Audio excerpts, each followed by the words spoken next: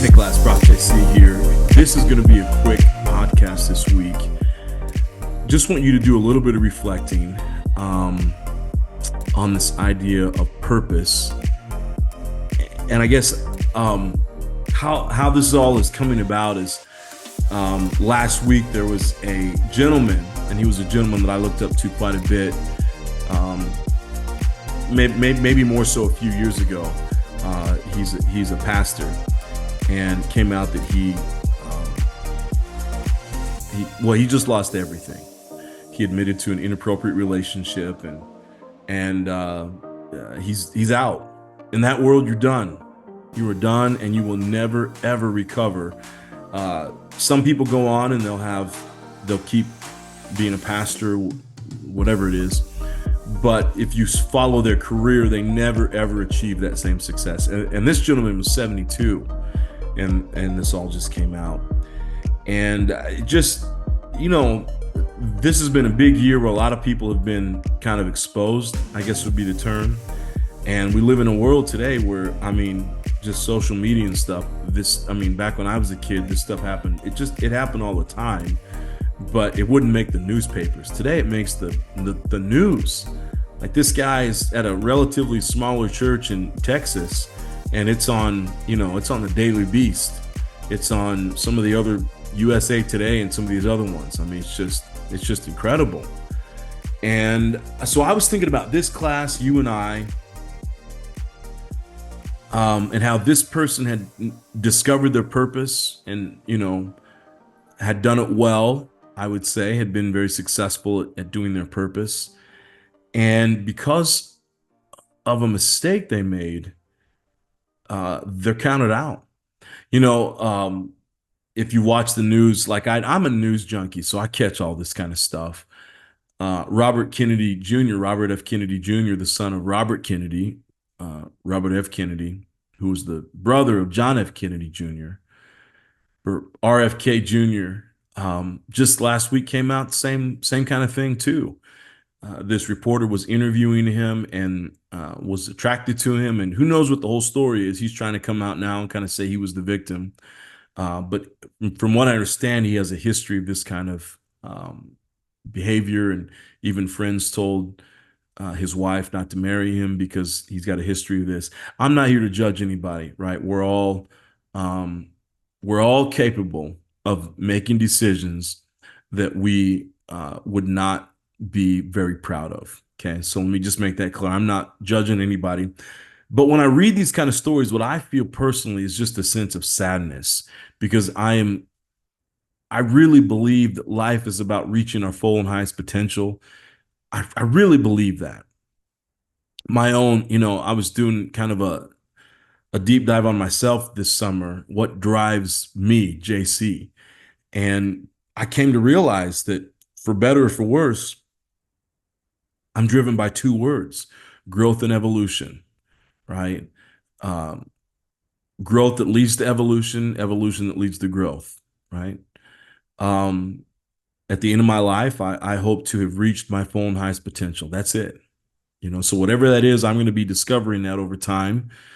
There are things that dreams that I probably have that will not come true because they're probably not actual true dreams that I should be having. They're probably not within my purpose. And there are other dreams that I'm worried I won't achieve because I lack courage in my life. And it's something we're talking about actually in the integrity class this semester. What keeps most people back from living a life of integrity, a life of happiness, is courage, right? The courage to change, the courage to do the thing that we are meant to do. Back to purpose, I think about this gentleman here who's given his entire life to his career, and it's done. It's done. He will no longer be able to live a life of purpose because of choices that he made. And that's a tough one. But again, it makes me think about my own life and not judge him. Is there anything in my own life that could keep me from living a life of purpose? And now to you, is there anything in your life that would keep you from living your purpose? There are really two things that keep people off their purpose. One, we're going to talk about here in a few weeks. We're going to start talking about this idea of resistance. Okay. There's an inner resistance that happens. That happens. Okay. And when I do, last week I was up in Colorado doing training for large groups. And that's what we were talking about is this idea of resistance. What's holding me back from living a fully expressed life? So much of it is the resistance that's inside. We don't have much control over, I'm sorry. We have a lot of control over that. Okay. We don't realize we have a lot of control over it, but we have a lot of control over it. That to me is understandable when someone, obviously they need coaching, they need help, they need other people to come along and kind of get in there with them and help fight this. And they need to do the hard work of removing the resistance. Okay. The really dangerous ones is the opposition that comes from the outside. And those are not, I don't want to get spiritual here at all, but we need to understand this. There are temptations to do things. And the more successful you get, the greater the temptations are going to be to do things that will keep you off of your purpose. And they're always related around three things. Rick Warren talks about this, the former pastor up at Saddleback Church in Lake Forest. Money, sex, and power. Those three.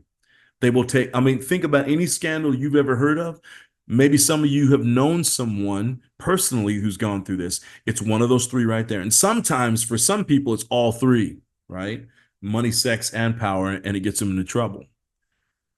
And usually, if you do a deep dive with a person like this, it goes back to kind of what we're talking about, the big leap. And he's talked about, if you've been reading this book, and I hope you are because it's such a great book, he talks about people who experience massive, massive success, but their internal temperature, right? So they reach the level 100, but their internal temperature is about a 57, and they do whatever they have to do subconsciously. They don't know they're doing it, but subconsciously they bring themselves back down to a 57. It happens all the time. And so they cannot live a life of purpose at 100, which is full potential, right? They struggle to live that life all the way up to their full purpose because of that internal temperature that brings them down. I want you to reflect this week. And you don't have to be, you can even, as you're writing this out, you can call the thing, whatever the thing is for you, XYZ. You don't have to name the thing, but I want you to think about it. Are there things in your life that could hold you back from living to your full potential, which is a life of purpose? That's what purpose is, okay? When a person is lucky enough to live to their full potential, then the next question is, what is the thing that could take them off of it? Yes, there's inner resistance, but is there something that you're not thinking of? Something on the outside? For some people, it's money. You will be tempted at some point not to report all of the money you made when it comes to tax season. You'll be tempted to do that at some point, right? Is that going to be you? You may be tempted down the road. You may have a family that you choose to have, and there's someone in the workplace that catches your attention, but you're already committed over here. You may have that temptation to go over here instead of going over where you're supposed to be. That could be it, right? We just talked about money, sex, power. It could be power. This gets a lot of people, right? You get that rank and you start treating people like absolute crap. The next thing you find yourself out of a job, or you're constantly running from job to job to job because you keep getting fired from jobs because you don't know how to treat people, because you get a little bit of power, you get a little bit of a title, and all of a sudden you think that your you know what doesn't stink, right? Is there something within those three categories that could potentially hold you back from living out your purpose? You don't have to name what that thing is but I want you to think about it. And I just want you to consider it, because with the people where this always happens, it's always a surprise. I think even to them, it's sometimes a surprise that they got caught, right? But nobody goes into their field, whatever it is, thinking that that's how they're going to end their career. But again, for this guy, he's done, right? And that doesn't bring any judgment for me. It just brings sadness. I don't want to hear the same thing for you, and I certainly don't want you hearing about the same thing for me one day. That's why this reflection stuff is so important. Hey, just real quick before you go, you may be thinking, I just heard this last week. I don't have the actual data or but it was a person I trust. This act of reflecting, which is kind of like journaling, right? Some of you probably do this. Some of you don't. Some of you probably hate doing these reflective exercises. I don't care. You're still going to do them for this class because it's important that you do it because I want you to reach your full and highest potential. But I was talking with someone last week, and he knows how important journaling is for me, and he was telling about a book he was reading recently. It was a good book, and by a reputable doctor or something. And they talked about journaling is one of the traits that most successful people have. I'm not counting myself in that. I'm just saying that you think of some of the major people out there, business leaders, maybe political leaders as well, people who've made it in life. What this book showed is that journaling tends to be one of their keys to success. And all journaling is sitting down and reflecting. And it's not lying to yourself on a sheet of paper or a document or whatever it is. Okay. That's why what we're doing is so important. Thanks so much for listening to the podcast this week. I look forward to seeing you in the next episode. You know where to find me. Reach out if you need me. Take care.